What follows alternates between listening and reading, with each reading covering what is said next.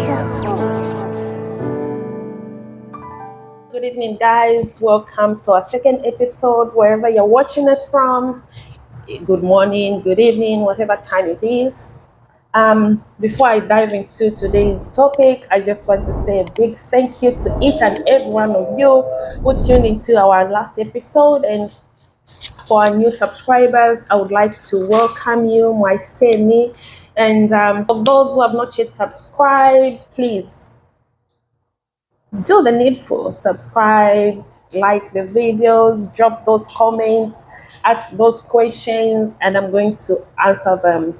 So in today's episode, I'm not going to take much of your time because I'm just going to, quickly go through the comments and some of the questions that were previously asked in the previous video. So I'm going to do a quick explanation on those. So the first question was about the mailing address. The question was about the mailing address. Do I have to write the host mailing address? Of course. We're talking about the host who's residing here in America. So if you have a relative, a friend, boyfriend, and you know that person on a personal level, not just anyone, okay? That's the mailing address they want. Because the thing is, the reason why they want you to have an active mailing address, this is why you're going to receive the green card once you enter into the States. And this is also the address that you're going to provide at the port of entry at the immigration. So you need to have an active host mailing address. So the things that they need on the mailing address are the host name, okay? The person is going to receive you once you enter into the States, their name, their full name. And then they're also going to need their phone number. Then they will need now the address, which has to, have the code, the postal code, the state they are living in, the city, and I think that's all. That's about it. So make sure when you ask the host to give you the mailing address, they provide you with the full information. I believe any person who's living in the States, they know what I'm talking about. So please, I will emphasize again, make sure you find someone you trust, because not everyone is going to be happy that you've won a green card, So you have to make sure that that document is received by the right person. Otherwise, not everyone has the same, anyway. So the second question was about the grade 12 certificate. Does it matter if you failed other subjects? Just make sure you have the grade 12 certificate, because that's the most important document that they need. Okay. And then the other question was, please, grade 12 certificate, is it SHS certificate? I don't know what the SH certificate means, because in my country we only refer to it as a grade 12 certificate, which is awarded to you once you pass your grade 12, which is your high school grade 12. Okay, so in this case they are talking about the high school level. They're not talking about college or university. They're talking about the certificate that you obtain at high school level. Okay, so and I believe you need to, I've already said this, you can't have that if you haven't passed. So in order for you to have a grade 12 certificate, you must have cleared the five, anyway, each country have different way of, like I said, different way of presenting the grade 12 certificate. So I can't speak much for other countries because I don't know what their system is. But in my country, you need to have passed 5 O levels, including English. So that's about that. And then the last question was,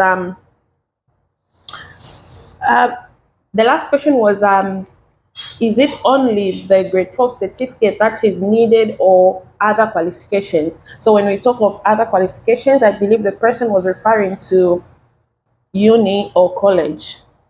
Let me tell you something. Here in America, the system is very funny. Yeah, all these masters, PhD degrees, diploma, those are not even relevant. Trust me. All they want is just that grade 12 certificate. And I'm repeating, that grade 12 certificate is all what they want here. It doesn't matter how educated you are, because when you come into the States, all they need is someone with skills. Okay? Jobs are everywhere. Qualifications here are not considered. Of course, in other parts of, friends, maybe higher friends, they do consider those, but they don't consider them because in order for you to, for example, if you in your country, like for example in Zambia, if you did engineering, okay, if you're an engineer in Zambia, when you come to the United States, they are going to have your qualification evaluated. And once they're evaluated, they're going to want you to have the certification from the United States. So, in other words, other qualifications obtained outside the states are not considered here until they are evaluated and you are certified into the American system. That's when now you can do um, your dream job. That's when you can work under the course of your career.